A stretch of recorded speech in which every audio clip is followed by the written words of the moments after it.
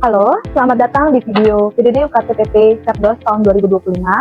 Perkenalkan, saya Rika Widiarati, SSI MSI. Saya merupakan salah satu dosen di Departemen Oceanografi, Fakultas Perikanan dan Ilmu Kelautan Universitas Diponegoro. Fokus utama riset saya yaitu fokus pada instrumentasi oceanografi yang selaras dengan penelitian doktoral saya yang saat ini sedang saya lakukan di University of Wildlife, Glasgow, United Kingdom. Adapun metode penelitian saya yaitu mengembangkan pendekatan inovatif dalam memprediksi kualitas air laut dengan menggabungkan teknologi pengukuran lapangan dan juga metode prediksi berbasis kecerdasan buatan. Selama menjadi dosen, adapun mata kuliah yang saya ampu sebagai berikut, yaitu Internet of Things, Selam, Fisika Matematika, Gelombang Laut, Oceanografi Kimia. Adapun mata kuliah yang lain yaitu seperti akustik kelautan, instrumentasi oceanografi dan kelautan, metode numerik, energi laut, HSE atau keselamatan di laut, dan juga aplikasi GIS untuk pesisir dan laut berbasis web. Pada kesempatan kali ini, mata kuliah yang akan saya gunakan dalam pengambilan video Cerdos tahun 2025 yaitu mata kuliah gelombang laut, di mana pada penyampaian perkuliahannya saya akan menggunakan metode DIA, yaitu delivery, interaction, dan juga assessment. Terkait delivery, di sini saya akan menyampaikan dengan cara ceramah dan juga studi kasus ya terkait permasalahan gelombang yang ada, baik itu juga rumus-rumus dan perhitungannya, juga praktikum sederhana, visualisasi, dan juga simulasi. Selanjutnya untuk interaction, saya akan menggunakan komunikasi dua arah agar tujuannya yaitu manusia agar lebih mudah memahami materi dan juga lebih bisa menggali sehingga memiliki persepsi yang sama dan mereka dapat dengan mudah memahami konsep yang diberikan. Yang terakhir adalah asesmen. Untuk penilaian, adapun poin-poin yang digunakan yaitu tidak hanya berbasis berdasarkan ujian yaitu UTS dan UAS, namun juga akan menggunakan berdasarkan project based learning ya, yaitu berupa penugasan dan juga berupa keaktifan mahasiswa di kelas untuk tambahan poin penilaian. Mata kuliah gelombang ini merupakan mata kuliah wajib di program studi oceanografi yang diambil oleh mahasiswa di semester 3 dengan bobot SKS sebesar 3 SKS. Dan pada mata kuliah ini saya bergabung dengan tim teaching yang dipimpin oleh Profesor Dr. Denny Nugroho Subianto, SPMSI, dan juga oleh Dr. Arif Manto, SPM. Adapun capaian pembelajaran lulusan untuk mata kuliah gelombang ini itu ada beberapa, yaitu yang pertama menunjukkan sikap bertanggung jawab atas pekerjaan di bidang keahliannya secara mandiri, terus juga mampu menunjukkan kinerja mandiri terukur dan juga bermutu, dan juga mampu menggunakan perangkat lunak, alat ukur, teknologi kelautan secara tepat guna. Dan tak kalah penting yaitu dapat menguasai metode pengolahan, analisa, dan interpretasi data kelautan secara kuantitatif maupun kualitatif. Capaian pembelajaran mata kuliah pada mata kuliah gelombang ini itu ada beberapa, yaitu mahasiswa diharapkan mampu menganalisis dan juga mengevaluasi terkait yang pertama parameter gelombang, klasifikasi untuk jenis-jenis gelombang, mekanisme penjalanan gelombang itu sendiri, deformasi gelombang atau perubahan karakteristik atau sifat dari gelombang itu sendiri, keramanan gelombang, dan juga interaksi gelombang laut dengan dasar laut dan juga dengan bangunan pantai. Untuk daftar referensi yang digunakan pada mata kuliah ini bersumber dari buku ajar, gelombang laut, dan juga textbook, dan juga jurnal ilmiah, baik yang bersumber dari nasional maupun internasional. Pada mata kuliah gelombang laut ini, saya tidak hanya menyampaikan konsep dan juga teori dari gelombang dasar, tapi juga menyampaikan terkait implementasinya di lapangan, khususnya terkait dengan rekayasa pantai. Gelombang memiliki peranan penting dalam membentuk suatu pantai, bisa memberikan efek pengerusakan seperti abrasi atau bahkan bisa menyebabkan sebaliknya yaitu sedimentasi atau aktif. Salah satu cara untuk melindungi pantai itu sendiri yaitu dengan membangun suatu bangunan pantai untuk yang bertujuan untuk meredam energi gelombang. Nah, terkait dengan ini kita di tim akan menghubungkan dengan project based learning, di mana ini selaras dengan mission statement saya khususnya di bidang penelitian yaitu connecting the dots. Di sini saya mengajak mahasiswa dapat menghubungkan dot atau titik-titik tidak hanya teori, tapi juga informasi, data, konsep atau hasil yang sudah pernah ada untuk menjadi satu gagasan yang utuh dan bermakna, sehingga dapat berdampak terhadap ilmu pengetahuan. Nah, di sini yaitu dengan menerapkan teori gelombang laut, diharapkan dapat melakukan suatu inovasi untuk keperluan oceanografi dan juga rekayasa. Dalam hal ini, melalui project based learning, yaitu dengan meng-create suatu prototype breakwater sederhana yang bertujuan untuk meredam energi gelombang, serta di sini kita akan melihat bagaimana mereka dapat melakukan evaluasi lalu efisiensi peredaman energi gelombang dari sisi teknik maupun dari sisi biaya.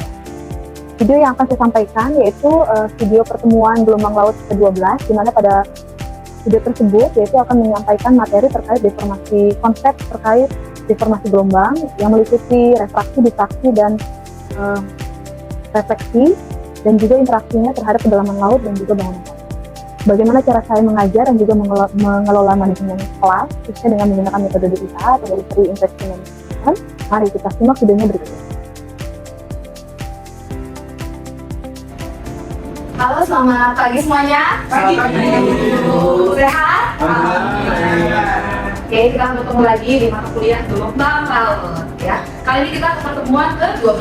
Pertemuan ke-12 ya. Kita kemarin sudah membahas tentang jenis-jenis gelombang. Apalagi yang masih ingat? Energi. Iya, energi gelombang. Oke. Jadi gelombang itu kita lihat dulu secara fisiknya, terus persamaannya, parameternya, sampai dengan tadi energinya. Nah, sekarang gelombang laut. Kalau teman-teman kan sering ke pantai kan? Ya, lihat gelombang kan? Nah, gelombang itu merambat dari laut dalam ke laut dangkal. Kira-kira ada perubahan nggak dalam perjalanannya? Berubah. Apanya kira-kira yang berubah? Suhu. Ya? Suhu. Oke, suhu itu dari segi fisik. Oke, ada lagi? Tinggi gelombangnya. Tinggi gelombang. Oke, tinggi gelombang itu apa yang dimaksud dengan tinggi gelombang? Masih ingat, Mas Dan? Jarak terjauh antara lembah ke puncak gelombang. Lembah ke puncak. Ya. Nah, sebetulnya tinggi gelombang itu amplitudo. Ya, amplitudo itu dari rendah sampai ke tinggi. Nah, itu namanya tinggi gelombang. Tapi kalau dari puncak ke rendah itu bukan tinggi gelombang ya, dua kali tinggi gelombang ya. Jadi kalau gelombang itu sebetulnya yang ditentukan penjelasan gelombang saja merambat dari laut dalam ke laut dangkal. Itu transfer apa? Energi. Energi. Oke. Masih ingat energi itu apa? Misalnya teman-teman mau ke kampus, belum makan, kira-kira berenergi nggak? Enggak, lemas kan? Nah, kalau berenergi, kalau sudah apa? Makan. Sudah makan. Berarti energi itu apa? Kemampuan? Daya. Ya, kemampuan atau daya untuk melakukan sesuatu atau usaha. Ya, sama. Jadi kalau gelombang itu dia tuh yang ditransfer itu bukan massa air. Kalau massa air itu arus, sementara kalau gelombang itu yang ditransfer itu adalah energi. Nah, ketika si gelombang ini merambat dari laut dalam ke laut dangkal, dia akan mengalami perubahan bentuk yang disebut dengan deformasi gelombang. Ya. Nah, misalnya nih teman-teman, kalau ke pantai, biasanya ke pantai apa? Turun bis, apalagi? Pangandaran, Parangtritis, ya kan? Nah, pasti pantai apa? Kenjeran. Oh, bukan lagi. Oh, surfing ya. Dan surfing ya. Nah, nanti ketika dalam perjalanannya, gelombang itu dia akan mengalami suatu perubahan sifat, ya.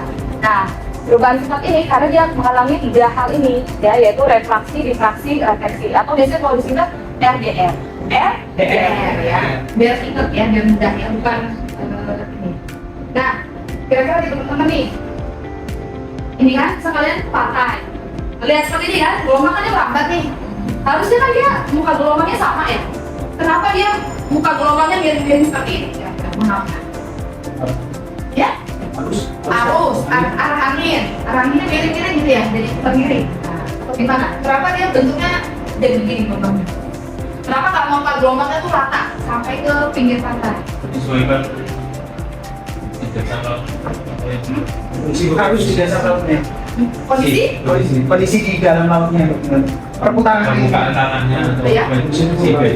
kondisi topografi ya, betul. Jadi ketika dia merambat, ya kan, si gelombang itu dia kalau dangkal kan, karena dia pertama akan mengalami shoaling, ya, shoaling atau pendangkalan seperti ini.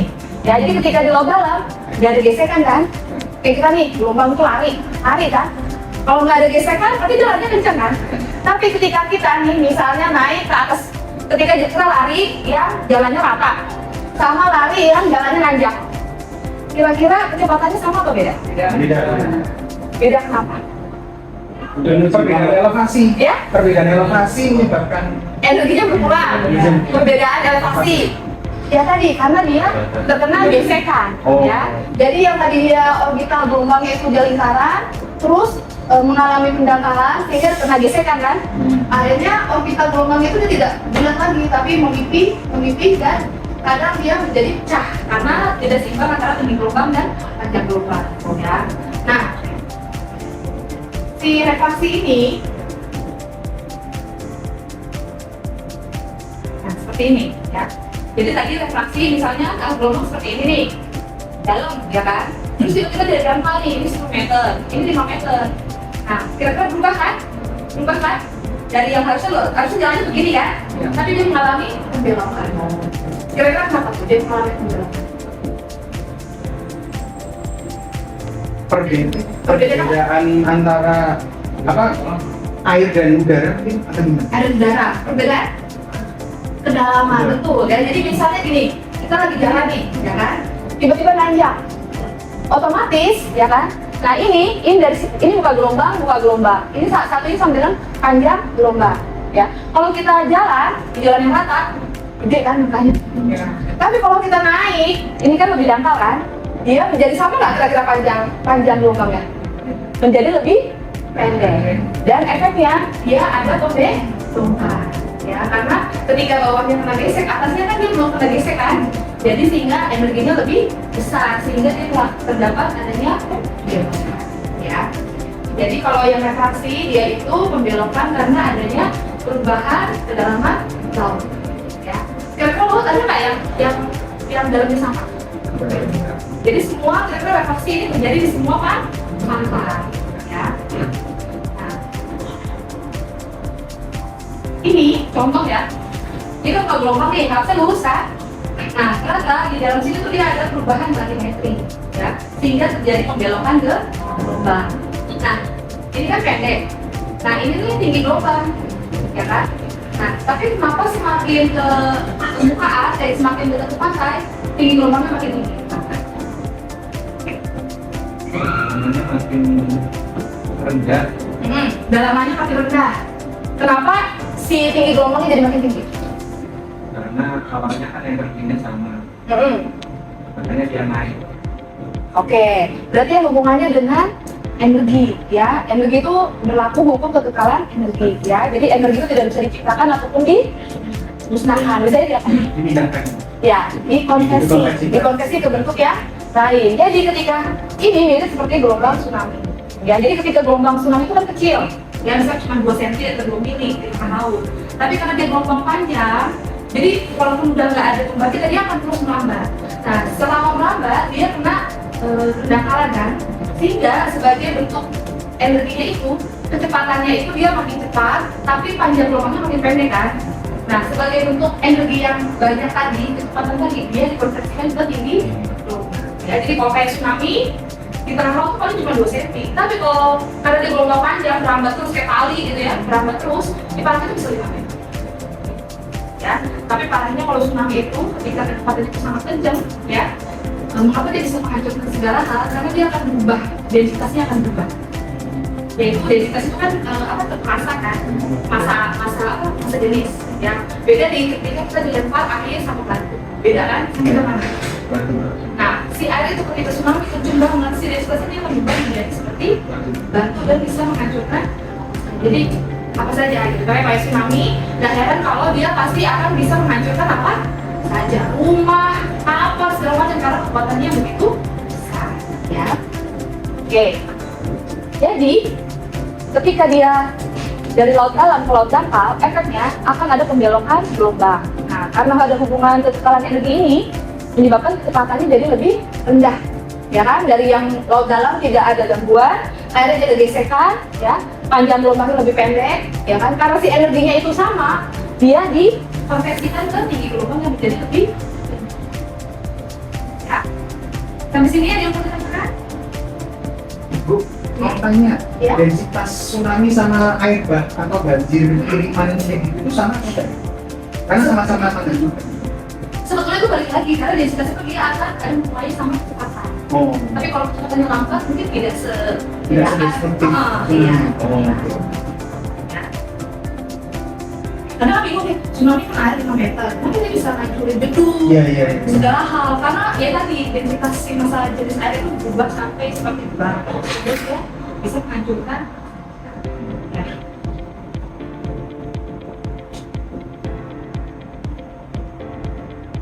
Biasanya biar kan gelombang nih dari alam, kita nggak bisa menyetop kan, ini gelombangnya jangan segini dong, nggak bisa kan, itu sudah bawaan alam.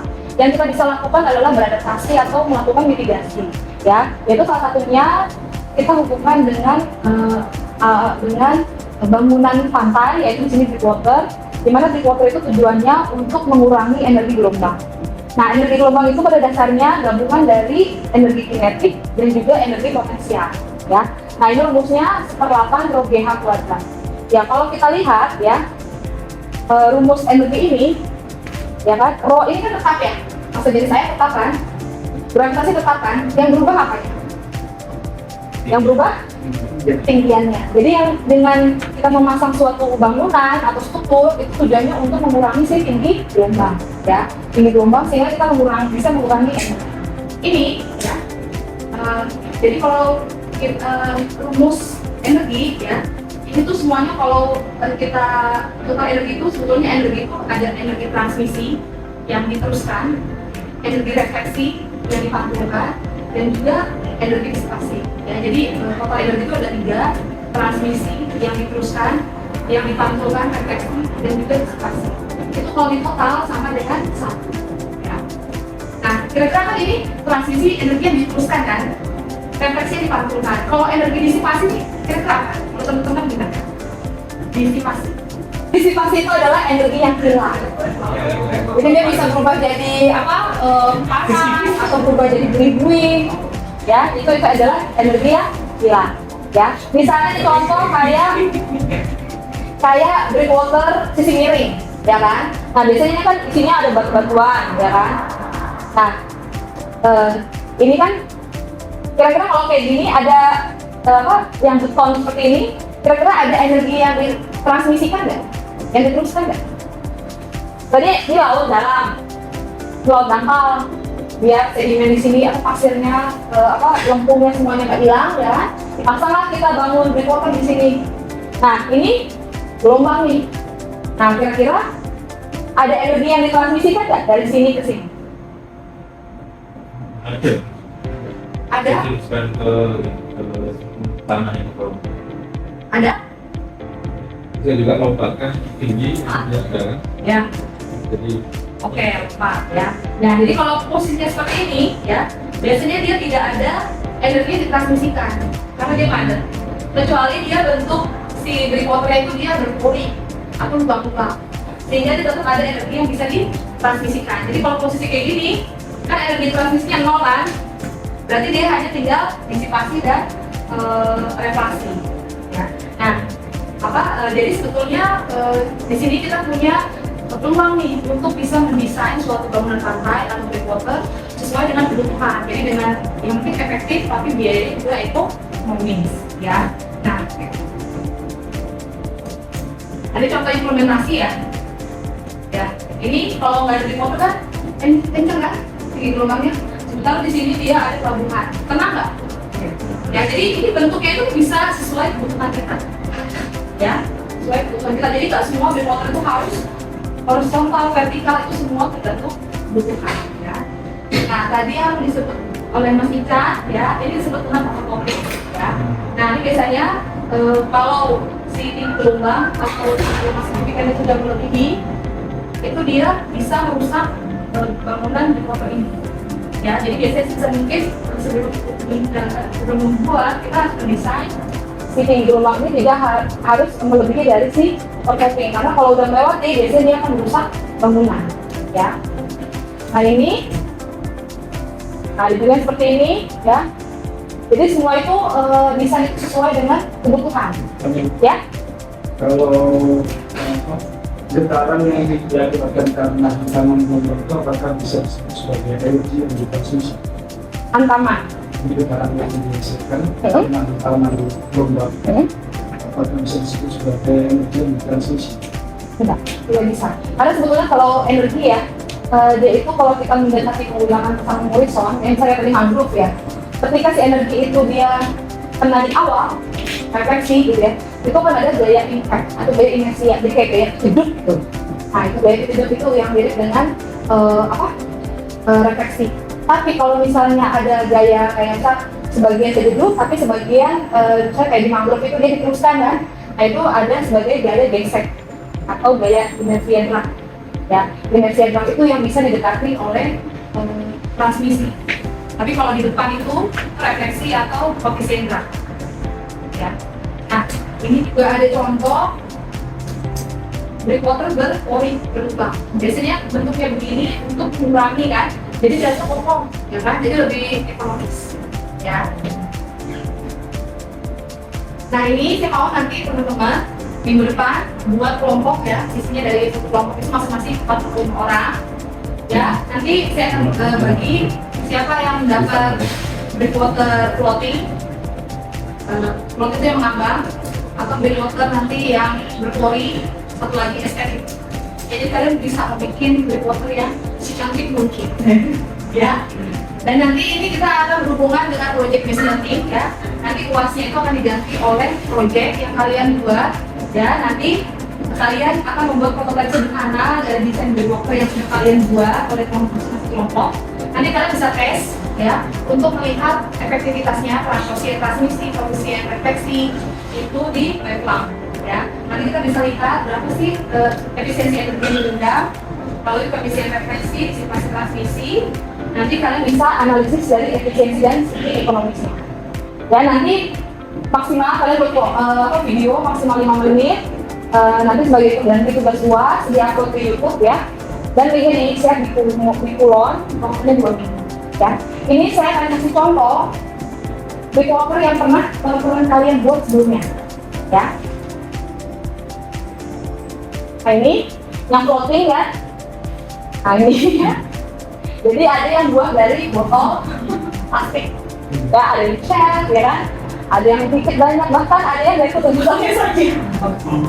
Ya, jadi terserah kalian bisa kreasi sesuai kreasi kalian. Tapi floating itu harus abang, ya. Atau ada juga yang membuat seperti ini dari gabus, ya. Ini. Jadi ini teman-teman kalian, ya nanti kalian bisa lihat di lab hidrodinamika contoh-contoh yang teman-teman kalian sudah buat. Ada juga dia mengkombinasi dengan semen ya, semen kompaksil sama batu kerikil. Cuma ini harus ada tricky ya, karena kalau kebanyakan gerakannya tenggelam gitu ya. Jadi ini harus komposisinya harus pas. Ada juga yang mengkombinasi dengan pakai. Ini contoh breakwater yang berpori. Ya, jadi ada yang pakai paralon, ada yang lubangnya beda-beda, ada yang bentuk segitiga, ya kan? Ada yang seperti ini, ya. Jadi teman-teman bisa tes gitu ya, efektivitasnya berapa, karena nanti kita akan melihat efektivitasnya dengan dari segi teknik dan juga dari segi sisi ekonomisnya. Nah ini yang estetik ya, ini ada yang buat ya, ada yang pakai Lego ya, ada yang kombinasi beton sama ini, ada juga yang pakai kotak-kotak kecil, bikin kotak-kotak kecil ditumpuk gitu ya. Nah, ada juga yang ya ini ya.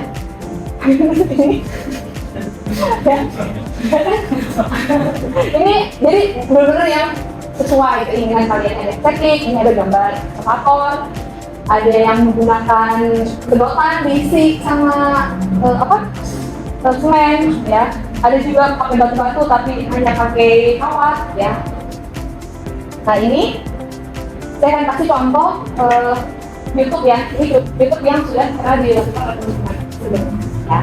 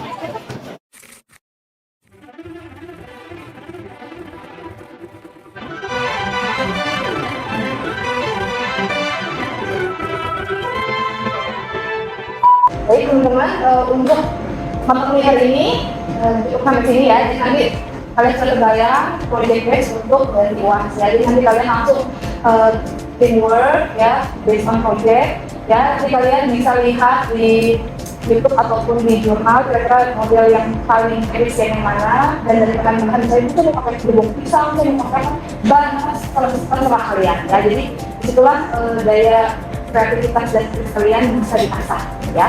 Jadi dari sini yang mau teman-teman ya, silahkan. Berikut Dasmu, Ya, apakah boleh kita mendesain, Ya. kemudian kita cetak di 3D printing? boleh. Boleh. Boleh. Kalau boleh saya nggak bisa bikin dengan tadi. Masih aja kan tadi. Ya, jadi berdiri ini boleh ya, tapi tetap harus nanti kan kita lihat dari apa sih desainnya seperti apa desainnya, terus efektivitasnya berapa, apakah cukup besar misalnya 80-90%, tapi apakah biayanya sangat tinggi, itu nanti itu kan nanti misalnya kayak oh ini bagus efektivitasnya tapi harganya mahal, apakah itu real goal gitu, maksudnya bisa diwujudkan atau tidak. Bisa pakai dari Masih dulu. ya. Kalau misalnya kita bereksperimen dari bahan daur ulang itu apa boleh? Boleh ya. Jadi boleh, itu sangat tadi contohnya tadi juga yang tutup botol itu ya. Itu mereka terniat loh, mereka ngumpulin dulu dari barang-barang sampah-sampah tidak dipakai, dikumpulin, dicuci bersih, ditempel-tempel, dan itu kan otomatis harganya jadi lebih kecil ya, lebih murah ya. Jadi bisa menciptakan sustainability. Jadi mungkin nanti nggak cuma baju apa, mungkin nanti bisa jadi breakwater ya, sustainability-nya bisa. Oke, terima kasih. Kita ketemu lagi minggu depan. Sampai jumpa. Sampai jumpa. Baik.